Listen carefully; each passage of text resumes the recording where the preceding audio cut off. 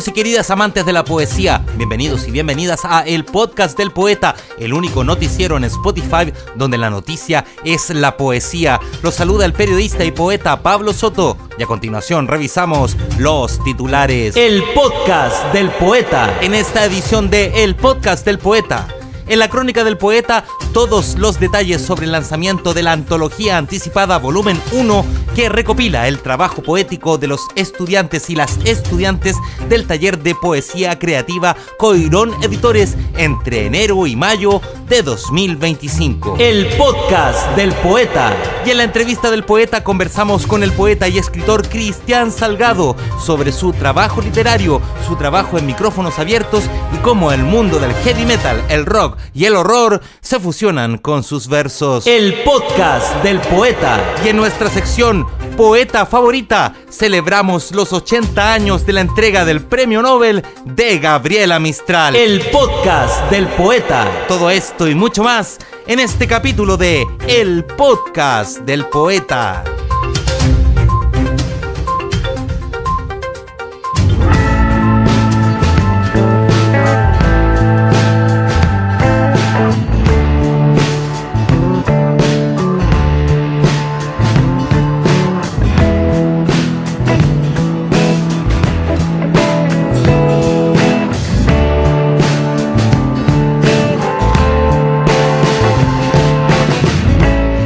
Coirón Editores lanza Antología Anticipada Volumen 1, una obra que reúne nuevas voces de la poesía chilena.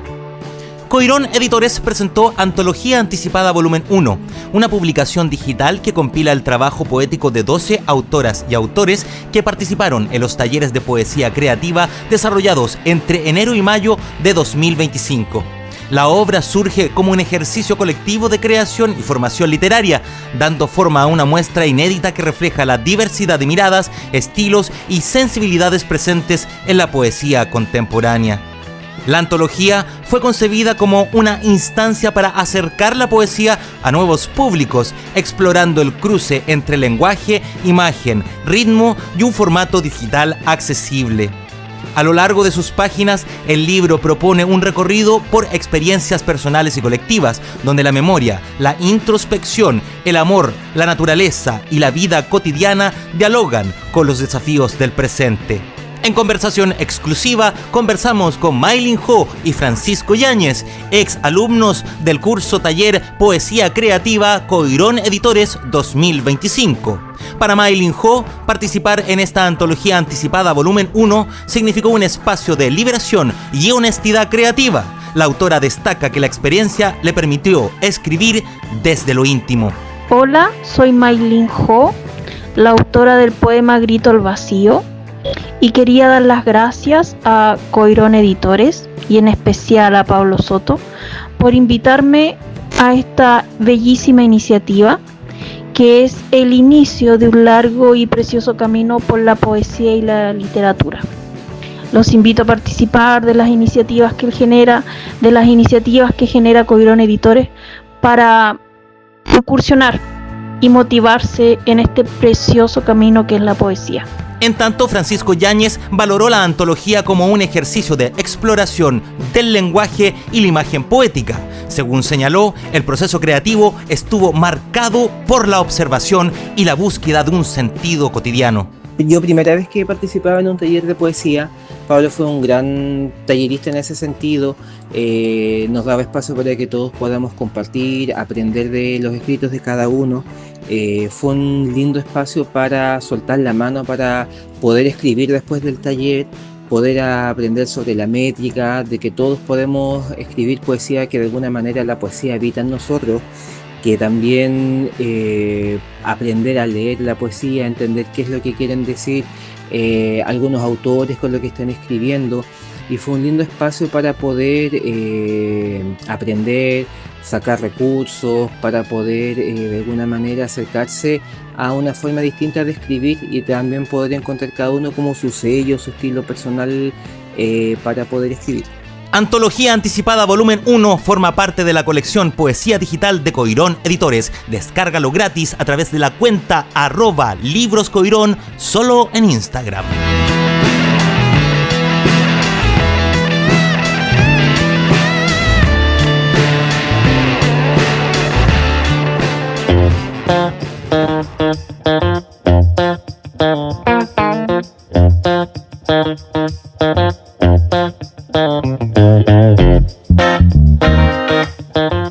y queridas amantes de la poesía, bienvenidos y bienvenidas a esta, la entrevista del poeta, un espacio de conversación con escritores, escritoras, gestores y gestoras culturales en torno a la poesía y el libro. Hacemos esta, la original, la única, la entrevista del poeta, gracias a Coirón Editores. Conoce los títulos de Coirón Editores en su cuenta en Instagram, @libroscoirón. Ya están disponibles Traumatismo y otros poemas, Charlando con mi sombra y Memoria Azul. Hoy, en la entrevista del poeta, conversamos con el escritor y poeta chileno Cristian Salgado. Cristian, bienvenido a la entrevista del poeta.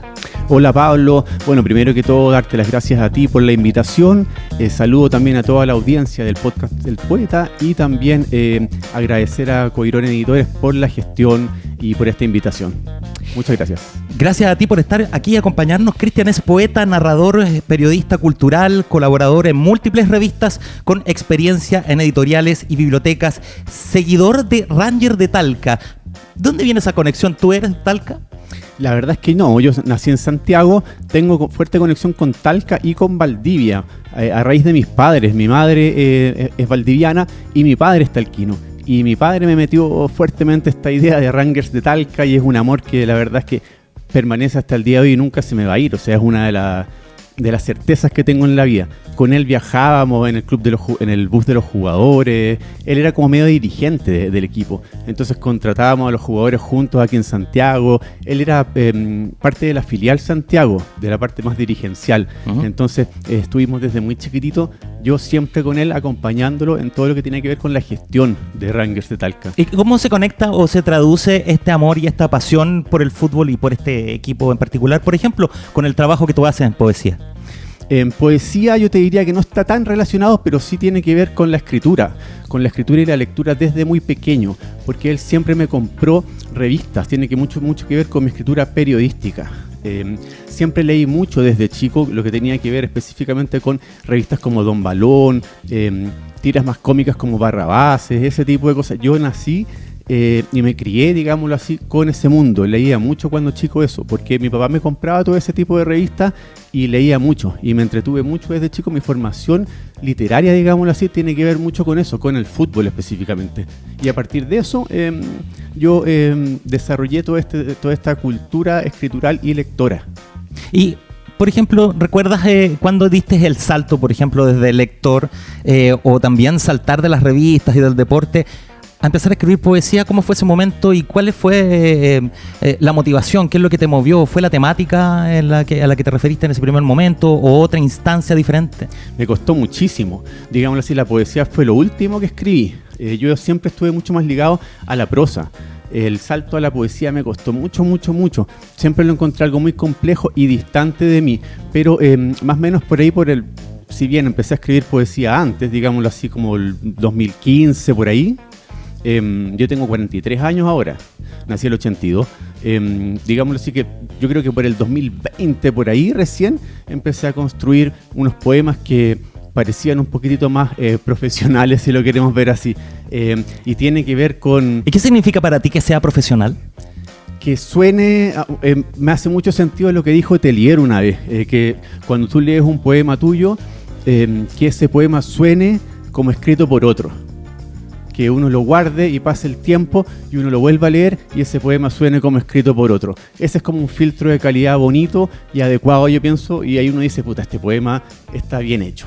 Hablemos un poco sobre las temáticas. Yo tuve la oportunidad, para quienes nos escuchan en la entrevista del poeta, de leer y también haber visto en vivo muchas veces a Cristian, quien está presentando mayormente su obra a través de micrófonos abiertos en distintas instancias. Una de ellas, Poesía Anfibia, que se realiza 2 veces al mes. De hecho, en el día que estamos grabando esta entrevista hay una actividad de micrófono abierto. ¿Ha sido importante este tipo de instancias para difundir tu trabajo? Súper importante. Digámoslo así, que yo vengo de una escuela donde lo que importa más que nada es la poesía escrita. ¿Qué me ha permitido este tipo de instancias?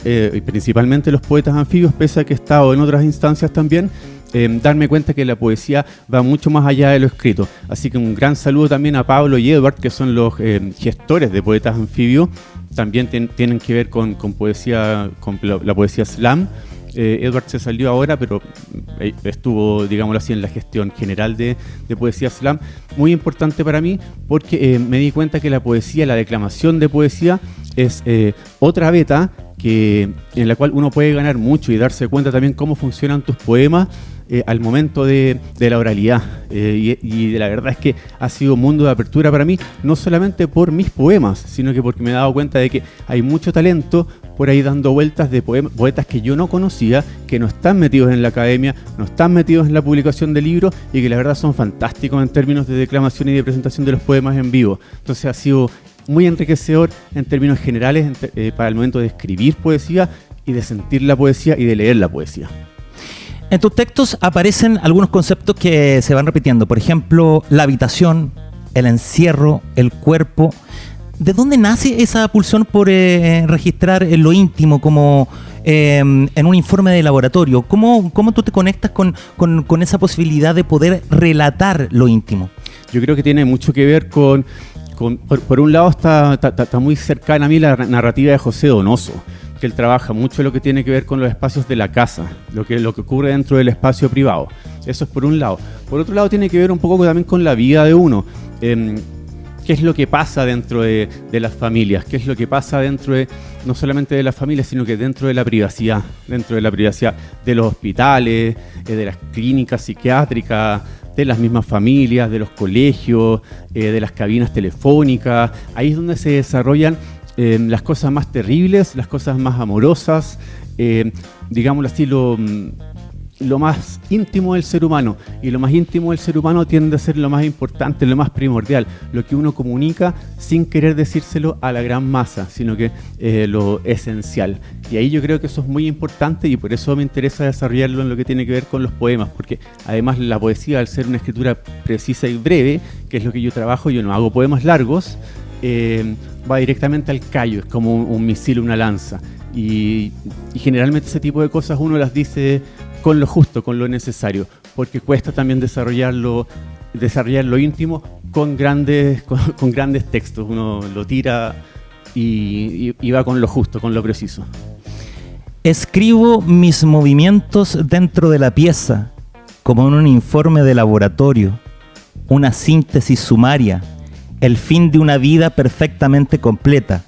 En una carta que imagino poco antes de morir, hago preguntas poco frecuentes. Por ejemplo, ¿cómo enterrarán a mi perro?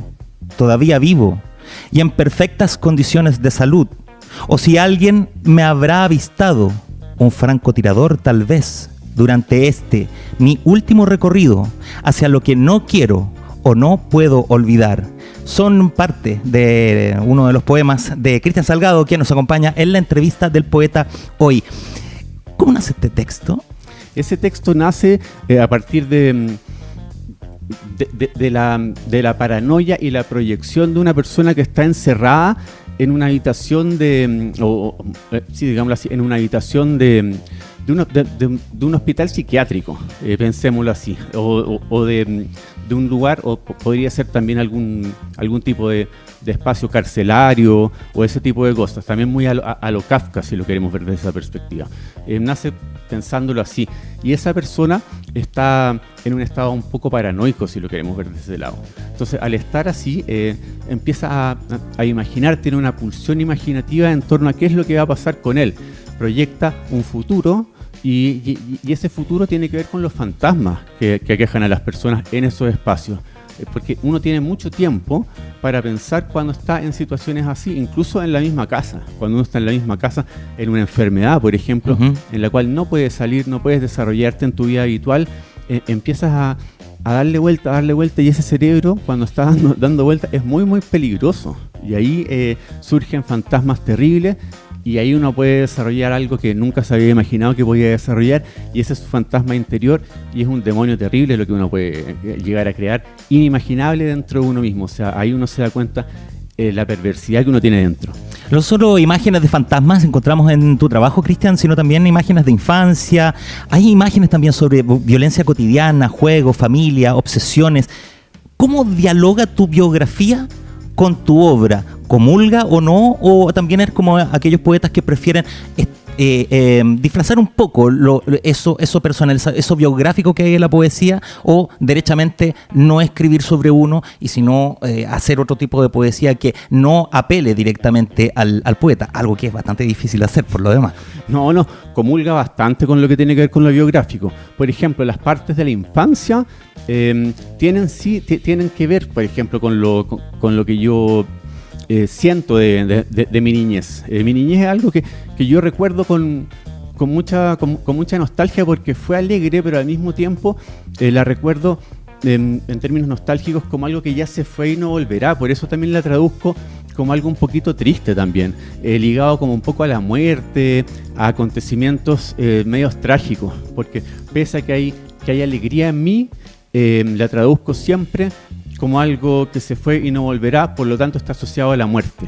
Hay algo ido, algo que ya no está, que se fue y ya es imposible que lo recuperemos. Entonces por eso hay una traducción de esa vivencia hacia algo desaparecido, hacia algo muerto. Y lo que tiene que ver con la parte un poquito más como gore, si lo queremos ver así, de sangre y ese tipo de cosas, también es biográfica, porque tiene mucho que ver, o de crónica policial, así como Crónica Roja, tiene mucho que ver con la música también, que a mí me gusta, con la que me crié, que es como el metal. El death metal, ese tipo de cosas. ¿Está plasmado eso, por ejemplo, en parte de tu obra, en poemas como Desaparecido en Pedazos, sí, o Gore Green, por ejemplo? Sí.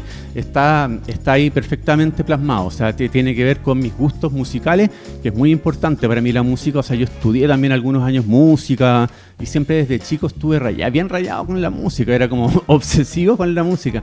Desde los 14, 13 años me rayé con la música, con el metal. Ahora escucho muchos estilos distintos, pero estuve desde los 13, 14 años hasta los 18 y 19 pegadísimo con el metal. ¿Escribiste poesía cuando murió Ozzy Osbourne, por ejemplo? No, es que yo soy como más extremo en términos de metal. Entonces Osbourne le tengo harto respeto, pero nunca me volví loco escuchando su música. Entonces soy más rayado, entonces escucho death metal, black metal, claro, thrash, ese tipo de cosas. Cuando Black Sabbath, después de escuchar, no sé, bandas como Mayhem, por ejemplo, o Merciful Fate, parecen más bien un poco más pop, están un poco más al centro. Más rockera. Más rockera, claro. Más rockera, o hard rockera. Claro, yo me fui al chancho. Entonces, ese tipo de música, ese tipo de letras, de concepto, de agresividad, de violencia, la traspaso también a la poesía. Entonces es muy biográfico en esos términos. Más que lo que yo haya vivido como en actos, sí lo he vivido en términos estéticos de música. Y eso está pasado a la poesía. Mira, a propósito de Black Sabbath y lo que tú mencionas sobre los términos estéticos, bueno, para quienes no conozcan la historia de la banda, por lo general ellos ensayaban frente a un cine en Inglaterra donde vivían, en Birmingham, y claro, el cine en esa época, en finales de los 60, era un cine barato, y daban películas de terror. De hecho, daban Black Sabbath, que es una película de los años 60, y ellos trataron de llevar, claro, todo ese terror a la música, y que era algo que no existía. Y en tus poemas hay muertes absurdas, por ejemplo, hay desapariciones, hay perros, suicidios, objetos domésticos. ¿Qué te trae a ti de esos escenarios? Y así como Black Sabbath pone el horror en la música, ¿cómo tú vas tejiendo estas temáticas y cómo también se conectan, por ejemplo, con lo onírico, con lo absurdo y también con el humor, quizás el humor negro? Sí, tiene mucho que ver con lo que tú dices, toda esta conjunción, todo este mundo. Lo que pasa es que también tiene que ver eso con el mismo metal, porque el metal tiene el metal que me gusta a mí, por lo menos este metal extremo, tiene dos vertientes en términos de lírica. Por un lado está este concepto satanista, anticristiano, y por otro lado está esta parte como de crónica roja, policial, de crímenes, de sangre, de extremismo. De extremismo rojo, si lo queremos ver así. ¿Y dónde está el verdadero terror, pienso yo, y las imágenes más brutales? En la realidad.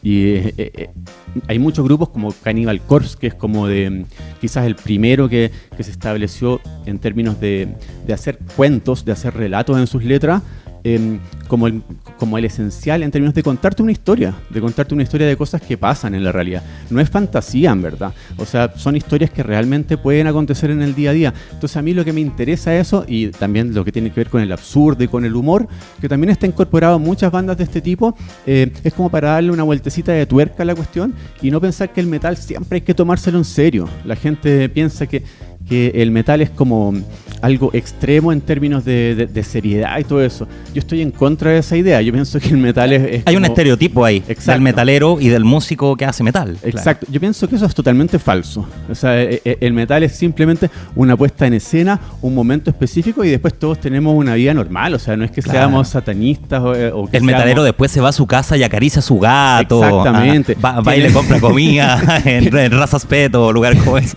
Tiene polola, es cariñoso, regalonea, regala cosas bonitas, claro, dice palabras bonitas, etcétera. Hace el asado el domingo, claro. Exacto. Regalonea a la suegra, etcétera. Entonces, parte de todo eso, que es parte de la vida cotidiana de estas historias que son medias gore, que tienen giros absurdos, incluso como de humor negro, es parte de la vida cotidiana, y ahí es donde está el verdadero terror y el verdadero impacto, más allá del satanismo, que es algo que querámoslo o no, algo más espiritual que te puede guiar en términos de llevar la vida adelante, pero no como para hacer letras, porque las letras satanistas en general son muy, muy malas, entonces... Y son muy repetitivas también, claro. Sí. ¿Ha cambiado Chile en cuanto a aceptación, por ejemplo, de estilos como como el metal, lo más extremo? Pensando, por ejemplo, que en los 90 se prohibió la entrada de Iron Maiden, que a ojos de todos hoy en el mundo no es para nada una banda extrema, por ejemplo. Ha cambiado muchísimo. Ahora se permite prácticamente todo, salvo hay un par de cosas que no se permiten. Por ejemplo, no solamente en Chile, sino que Cannibal Corpse tiene una canción que se llama Necropedophile. O sea, está ligado a la necropedofilia. Esa canción en vivo nunca la han podido tocar, por ejemplo, por temor a las repercusiones legales. Eso debido a lo fuerte del tema, porque es la historia de un tipo que comete necropedofilia. Nunca la han podido tocar. Eso en términos mundiales es difícil que cambie, porque tiene que ver con posibles demandas. Pero Chile ha cambiado mucho. O sea, el poder de la iglesia hoy en día es muy, muy bajo comparado como lo era en los 90. O sea, en los 90 todavía éramos un país mucho más pechoño en ese sentido. Mucho más conservador, sin duda. Mucho. Hoy en día... También en un periodo bastante particular de la historia reciente, porque veníamos volviendo de la dictadura con claro, Pinochet aún en el ejército. En ese tiempo Pinochet todavía tenía poder. O sea, la transición chilena fue súper lenta. O sea, en realidad nosotros deberíamos haber despachado a Pinochet de una. O sea, el proceso de la dictadura fue súper lento, pese a que todas las atrocidades que se habían cometido. Entonces, Chile fue muy, muy pechoño durante los 90. La iglesia tenía mucho poder, éramos muy moralistas en ese sentido, y más encima desconocíamos el real contenido de las letras de Iron Maiden. O sea, nos guiábamos por las imágenes, por los monitos. Iron Maiden nunca fue un grupo que tuviera que ver con la religión, ni con el satanismo, ni con nada de eso. Quizá también en los chilenos y las chilenas tenemos más acceso al inglés, se puede saber y comprender mejor a través de un montón de instancias, tanto de sala como de aplicaciones, que también nos permiten poder escuchar y comprender esos mensajes. Ese punto que tú tocas es bueno, claro. En ese tiempo éramos un país mucho más lejano al conocimiento de los idiomas extranjeros. Hoy en día, claro, hay un mucho mayor acercamiento al inglés y a otros idiomas también. Pero sí, ahora Chile tiene una mayor tolerancia en términos culturales a lo que venga desde afuera, y estamos en buen pie en ese sentido. Esperemos, eso sí, que no se cierre, que no se cierre. De repente hay ciertos fantasmas que yo veo por ahí que andan como cancelando mucho ciertas ideas. Ojalá que eso no pase, porque yo pienso que la diversificación es lo que nos va a hacer crecer, y no el cierre de camino. Lo que estás escuchando es la entrevista del poeta. Hoy conversamos con el escritor chileno y poeta Cristian Salgado sobre su producción poética, sobre su pasión, sobre el metal extremo y también sobre los futuros proyectos que tiene tanto en la música como en la literatura.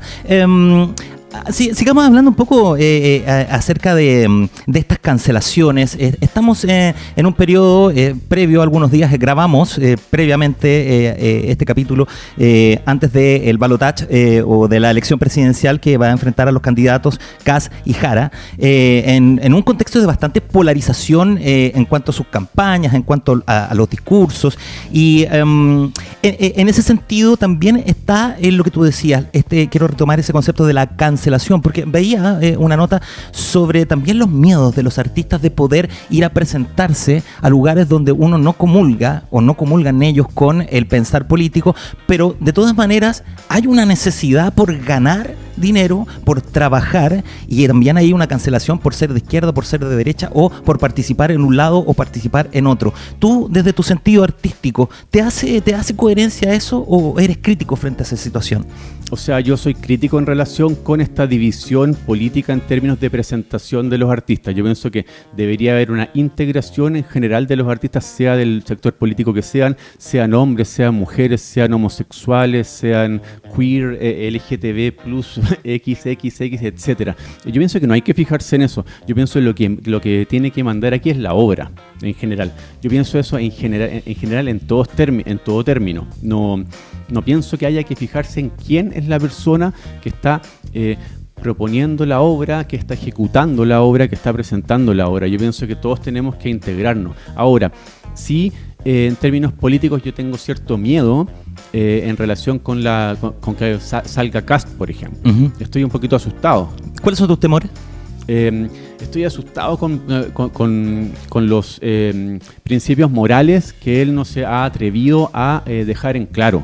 Y que si sale, ahí recién los va a dejar en claro. Pero antes de la elección él no se atrevió a dejar en claro ciertos principios morales que le han preguntado directamente. Entonces, de eso tengo miedo, que esto se acerque un poquitito a lo que tuvo que ver la dictadura en cierto minuto. Entonces, ahí estoy asustado en ese sentido. Por ejemplo, Jara, en cambio, es más taxativa, es más tajante, o sea, podemos ver más transparencia en ella. Entonces yo prefiero un candidato que me diga las cosas claras y no que esté dependiendo de un caso y de otro caso al momento de dar una respuesta. ¿Se puede utilizar esto que estás planteando tú, por ejemplo, para escribir poesía? Pienso en autores como Pessoa Belli, quizás uno de los más importantes, donde tú encuentras en su trabajo, en su obra, poesía política. Crítica directa, por ejemplo, interpelando a un alcalde, a un gobernador. Hablamos del principio del siglo XX. Así es, Juan Gelman también. Esos son buenos autores que saben utilizar bien la política para hacer poesía sin ser panfletaria. ¿Y cuáles son tus autores favoritos y cuáles son los que te influencian principalmente para escribir poesía? A ver, he pasado por distintas etapas. Por ejemplo, en este minuto agarro mucho lo que tiene que ver con la narrativa también para escribir poesía. Pero, por ejemplo, en poesía, la de Carver, yo me leí, por ejemplo, la poesía completa de Carver, que es una joya. O sea, Carver se le conoce mucho como narrador, pero tiene una poesía de lujo. Él me ha influenciado mucho. En su minuto también me influenció harto la poesía de Borges, aunque uno no lo crea, ¿cachai? Porque no se parece mucho mi poesía a la de Borges. También algún tiempo la de Bukowski, por ejemplo, etcétera. Voy rotando mucho. Yo soy muy poco de quedarme con autores fijos. Generalmente para mí el mejor libro, el mejor autor es el que estoy leyendo en este minuto, si es que me gusta, obviamente, o el que voy a leer, si es que me gusta también, obviamente. Generalmente voy rotando mucho. No me quedo muy, muy fijo con autores. O con una sola obra, por ejemplo. Exacto, claro. No soy así como de... Para mí la peor pregunta que me pueden hacer es ¿cuál es tu libro favorito? ¿Cuál es tu autor favorito? Generalmente voy rotando mucho. Entonces no tengo así como cosas tan canónicas en mi maletín literario. Sí te puedo decir, por ejemplo, que José Donoso es como uno de mis estandartes, sí. Hay algunos otros por ahí, pero José Donoso es alguien con quien estoy muy, muy pegado desde hace tiempo y yo creo que no me va a abandonar jamás. Leyendo más bien prosa, narrativa. ¿Eso es lo que te gusta leer cuando no estás leyendo poesía? Sí. Para la narrativa siempre ha sido bueno. Ahora tengo abandonado los cuentos, estoy leyendo harta novela en general. Pero en general, sabes que siempre he tenido que leer de todo en los últimos años, hace mucho, mucho tiempo, debido a mis pegas también. Claro, porque tú estás inserto también en el mundo editorial, trabajando en distintas partes. Claro, he sido jefe, por ejemplo, de 4 librerías. Entonces, al ser jefe de librería, estás obligado a leer un montón de cuestiones de distintos estilos, ensayo, novela rosa, ¿cachai?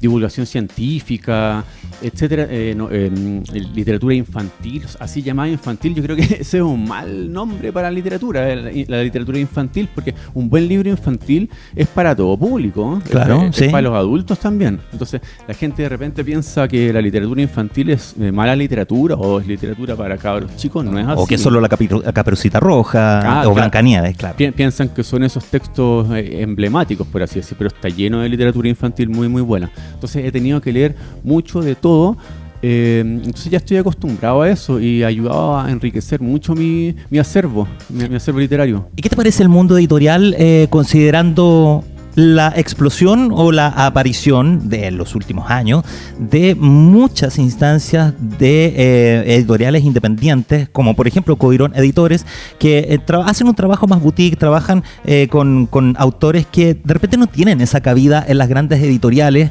porque dejan su manuscrito y luego les avisan que se perdió, que lo manden de nuevo, y en ese tránsito tú ya perdiste 6 meses? O sea, estamos hablando de años que puedan pasar para poder publicar. También envejecemos y morimos y podemos no publicar nunca, y creo que estas instancias independientes son importantes porque le están dando la oportunidad también a escritores independientes de poder tener una voz. ¿Cómo analizas tú esta aparición? ¿Te parece bien? ¿Crees que puede haber un buen camino, considerando que tú estás inserto también en el mundo editorial, lo conoces desde cerca y por dentro? A ver, por un lado, sin duda es positivo. Es positivo el escenario, el mercado chileno ha cambiado muchísimo a partir de la aparición de todas estas editoriales, por así decirlo, pequeñas, independientes o no transnacionales. Eso es indudable. Ahora, yo prefiero el trabajo que están haciendo editoriales un poquitito más pequeñas, como por ejemplo Coirón. ¿Por qué? Porque no están supeditadas a esta vorágine de la publicación de la novedad. Porque, por ejemplo, otras editoriales, no sé, por ejemplo, que ya se han transformado como, no sé, La Pollera, cosas así, que ya se han transformado en dependientes de la publicación de la novedad. Entonces, arrasan con solo publicaciones de novedad y ya están esclavizados a esa dependencia, tal cual están esclavizadas las transnacionales, Planeta y PRH, que son grupos editoriales. Entonces, si no publican una gran cantidad de novedades al mes, prácticamente como que no existen. Entonces, esa esclavización a la novedad es algo que de repente yo encuentro que juega un poquitito en contra. ¿Por qué? Porque llegan y sacan textos breves y se ha perdido un poquitito, por ejemplo, la novela total, la novela grande, que ya no están publicando. ¿Por qué? Porque debido a esa velocidad de publicación que exige la novedad, no pueden sacar, o sea, ya no sacan novelas de 500 páginas porque no se pueden trabajar en tan poco tiempo. Yo prefiero un poquitito que existan todavía esas editoriales tipo Coirón, que pese a que en términos económicos es difícil mantenerlas y es difícil sacar los libros, sí todavía pueden permitirse un ritmo un poquito más pausado de edición e ir sacando libros en la medida de lo posible, y esa medida de lo posible a veces es un poquito más rica porque puedes irte dando cuenta de autores y libros de manera más pausada, y eso te permite saborearlos un poquitito mejor y no estarte leyendo 10 libros todos los meses esclavizado a partir de la novedad para poder ir haciendo reseñas, etcétera, todo apurado. La conversación que sostenemos hoy en la entrevista del poeta es con el autor chileno Cristian Salgado, que vino a conversar con nosotros acerca de su obra, también sobre metal, música, política. Hemos pasado por muchos temas en esta conversación. Llegamos a los minutos finales y queremos saber, Cristian, ¿dónde quienes nos escuchan en este capítulo del podcast del poeta pueden conectarse contigo, pueden leer tu obra, pueden contactarte para poder tener un encuentro, o si te quieren invitar, por ejemplo, a un micrófono abierto? ¿Cuáles son los datos? ¿Dónde te encontramos? Mira, principalmente en mi Instagram, ¿ya? Ahí es la mejor plataforma. ¿Por qué? Porque ahí también está mi Linktree con las muestras de mi trabajo. También estoy recibiendo libros, porque yo escribo reseñas, hago entrevistas, escribo crónicas en torno a autores y libros, así que lo mejor es directamente el Instagram, que es @PoelmanCristianSalgado. Lo voy a deletrear porque de repente no se equivocan con eso. El apellido es POEHLMANN, Cristian Salgado, todo seguido. Entonces eso es lo mejor para poder contactarme. Y ahí también está parte de mi obra, tanto periodística como poética. Narrativa no, porque es algo que estoy trabajando. En este minuto estoy trabajando una novela, pero eso, es de largo aliento, porque pretendo hacer algo un poquitito extenso y está saliendo medio complejo. Se me está yendo un poco de las manos, pero no tengo apuro. Conversaremos entonces en una próxima visita sobre la novela de Cristian Salgado, que está trabajando ahora. Por mientras lo encontramos en su cuenta en Instagram. Cristian, muchas gracias por haber venido a la entrevista del poeta. Muchas gracias a ti, Pablo. Ha sido un placer y estuvo muy, muy bacán. Gracias a ti por acompañarnos, y a ustedes sigan en compañía de El Podcast del Poeta.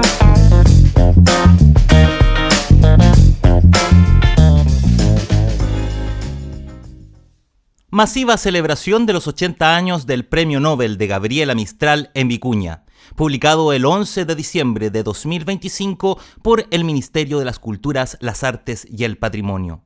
La jornada de conmemoración contó con diversas actividades artístico-culturales, entre ellas el remontaje de la obra Gabriela. País de la ausencia, extraño país, más ligero que ángel y seña sutil, color de alga muerta, color de neblí, con edad de siempre, sin edad feliz. No echa granada, no cría jazmín, y no tiene cielos ni mares de añil. Nombre suyo, nombre nunca se lo oí, y en país sin nombre me voy a morir. A veces sueño con caminar otra vez esas calles de Vicuña, tan claras en mi memoria, escribía Gabriela Mistral en sus cartas a Doris Dana, y fue precisamente en el primer pueblo del Valle del Elqui, como le decía, donde se realizó la celebración oficial de los 80 años de la obtención del Premio Nobel.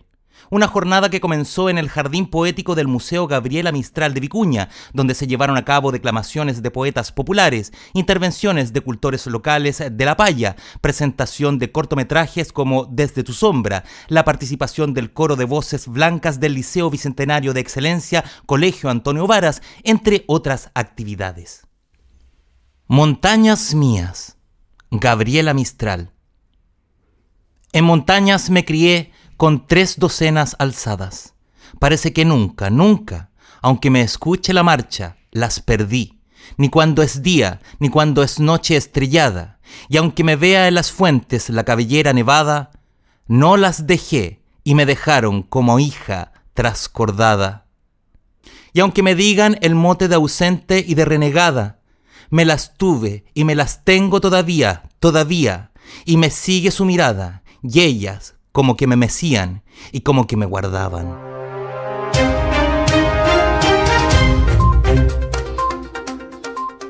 Queridos y queridas amantes de la poesía, muchas gracias por escuchar este nuevo capítulo de El Podcast del Poeta. Nos encontramos en un próximo episodio.